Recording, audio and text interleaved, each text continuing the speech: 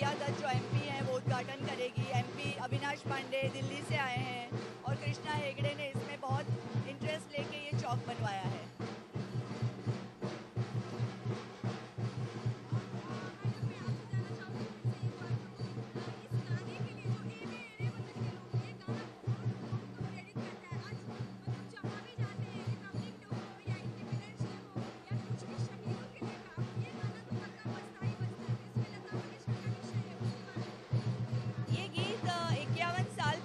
गया 1963 में Chinese aggression के बाद ये गाना पहली बार गाया गया दिल्ली में और लता दीदी ने ये गाना गाया था नेहरू जी के सामने और नेहरू जी इसमें रोए थे और उसके बाद में पॉपुलैरिटी इस गीत की इतनी बड़ी है कि अगले 50 साल तक लोग नए नए बच्चे आते गए, जनरेशन बदलती गई, लेकिन उसकी पॉपुलैरिटी वही की वही रही।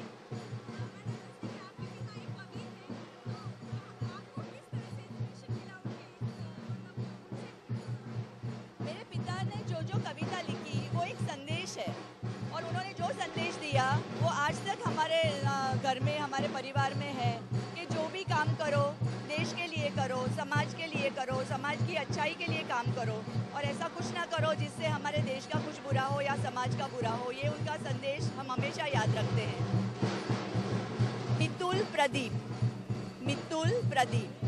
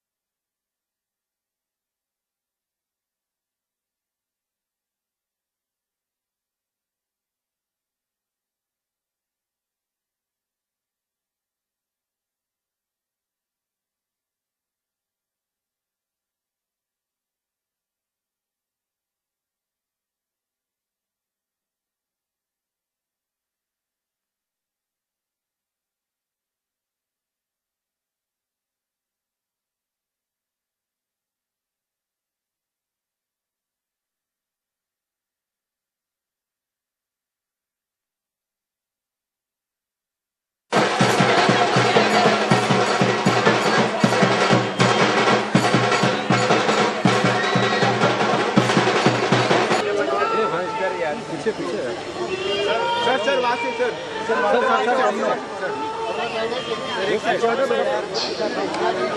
मैं तो इधर ही हूँ ना भाई, आप तो पूरा करो ना।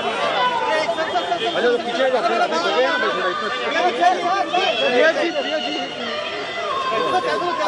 सर सामने सर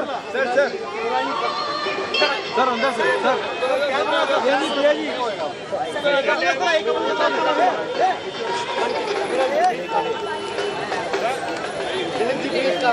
नीचे बढ़े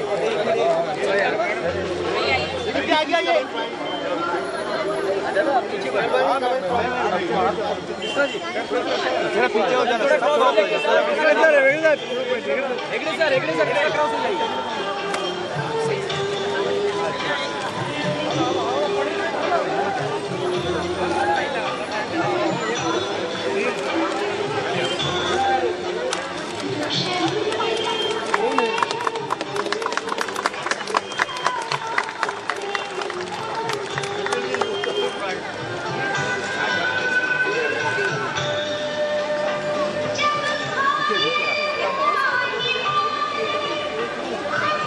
What we'll do, हम लोग ये साइड आते हैं, 3-4 लोग ऐसे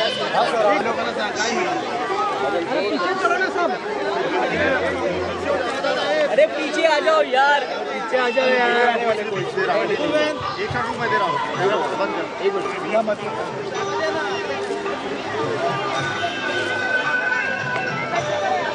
अपना अलग स्थान बनाया है, ऐसे मेरे युवा प्रोड्यूसर साथी प्रदीप भंडारकर जी। हमें ये मौका मिला कि ऐसे महान हस्ती का हम स्मरण करें जिनके लेख ने हमारे दिल में लोगों को कनेक्ट करता है, हर हिंदुस्तानी को कनेक्ट करता है। और जब मुझे यहाँ पे बुलाया गया एज अ गेस्ट, मुझे बहुत अच्छा लगा, बिकॉज आई थिंक प्रदीप कवि जी का जो कंट्रीब्यूशन है, जो देशभक्ति के गाने, बहुत कमाल का है। हर अलग अलग टाइप के उन्होंने गाने लिखे हैं और बहुत ही कनेक्ट करते हैं। और मुझे इस बात का गर्व है कि कवि प्रदीप जी के गाने सुन के हम लोग इतने बड़े हुए। सब जो अच्छी पार्टी वो जीते। Thank you.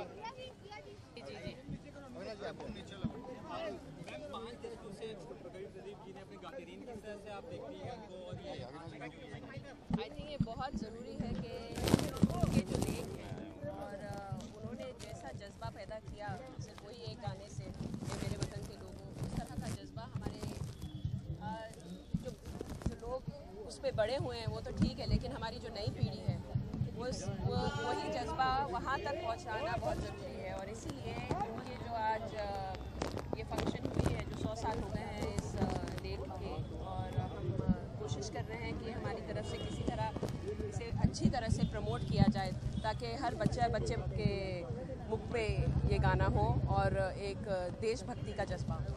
रिया जी, जिस तरह से आपको बताऊं, बीजेपी ने 50 साल पूरे हुए थे गीत को, उस दौरान लता जी को सम्मानित किया था, जहां उस समय प्रदीप जी की कुछ बातें छूट गई। तो क्या आज 100 साल की जो प्रदीप जी की जो सफ़र रहा है, 100 साल आज पूरा हो, तो उसको एक यहाँ पर एक प्रदीप जी का नाम देकर इस चौक को, क्या उस कमी को पूरी कर दी है कांग्रेस ने?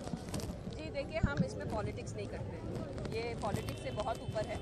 और जब हम एक ऐसे महान हस्ती के बारे में बात करते हैं, शायद इसमें अच्छा नहीं लगता कि इसमें हम कुछ पॉलिटिक्स का नज़रिए से देखें। और हमारा हमेशा ये लक्ष्य रहा है, जैसे मैंने कहा, कि ऐसे लोगों को हमें एक दर्जा देना चाहिए इस देश में, क्योंकि उनकी कंट्रीब्यूशन बहुत बड़ी रही है और हमारी कोशिश यही हमेशा रहेगी। लता जी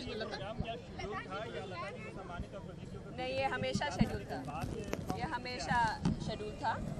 और हम ये भी चाह रहे थे कि ये चौक एक दिन में नहीं बनता, इसका पूरा प्रोसेस होता है। अगर किसी चौक को हमको हमारे नामकरण देना है, इसका प्रोसेस होता है, तो वो प्रोसेस अगर इतनी जल्दी होता तो बहुत चौक बहुत जल्द बन जाते। लता जी को क्यों वो अनफॉर्चुनेटली नहीं होता है। लता जी को क्यों नहीं बुलाया गया? क्या नाराजगी है कांग्रेस की लता जी से? अब आप हर चीज़ में पॉलिटिक्स क्यों डालते हैं? हाँ, ये मुझे समझ में नहीं आया।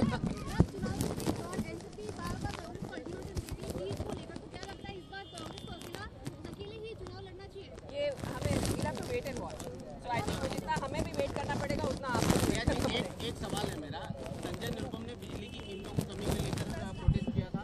आज गुरदास कामत ने एक लेटर लिखा है पृथ्वीराज चौहान को, जिसमें मांग की है कि स्वतंत्रता दी जाए कंज्यूमर्स को। जिस तरह से मोबाइल पोर्टेबिलिटी होती है, उस तरह से इलेक्ट्रिसिटी पोर्टेबिलिटी होनी चाहिए। 100% नहीं, ये इशू ये नया इशू नहीं है, ये हमने 2 या 2.5 साल पहले लिया था कि जो लोग ट्रांसफ़र करना चाहते हैं उन्हें ये सुविधा मिलनी चाहिए, क्योंकि एक मोनोपोली नहीं हो जानी चाहिए कि एक ही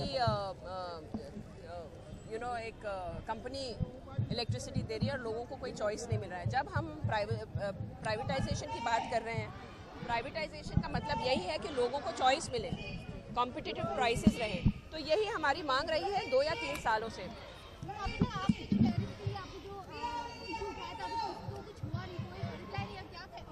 हमने मीटिंग भी ली है सीएम साहब से, आई थिंक उसका एक वहाँ मीटिंग करेंगे, मर्क के साथ मीटिंग करेंगे और एक फॉर्मूला उन लोग तैयार करें मुंबई के लिए, बिकॉज जो मुंबई का सिचुएशन है वो पूरे महाराष्ट्र से अलग है।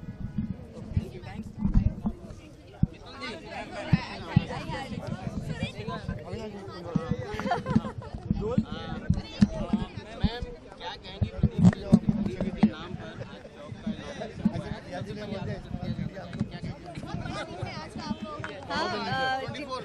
जब जनता याद करती है कवि प्रदीप जी को तो ऑफकोर्स अच्छा लगता है। हमारे पिता हैं, हमारे बापू हैं, उन पे गर्व महसूस करते हैं। जब भी कोई याद करता है, ये बड़ा दिन होता है। मैम 5 दशकों से वो इतने अच्छे बेहतरीन गाने देते हुए आज कितना गर्व जैसा महसूस हो रहा है आज ये नामचुम के चौक इस जगह पे? ये चौक बहुत महत्वपूर्ण है, क्योंकि जब कवि प्रदीप जी मुंबई आए थे तब सबसे पहले वो विले पार्ले में ही रहने के लिए आए और उन्होंने अपने जीवन पर्यंत विले पार्ले में ही अपना जीवन बिताया। तो विले पार्ले में चौक होना बहुत बड़ी बात होती है और इसके लिए हम बहुत खुश हुए हैं, बहुत आनंदित हैं। थैंक्स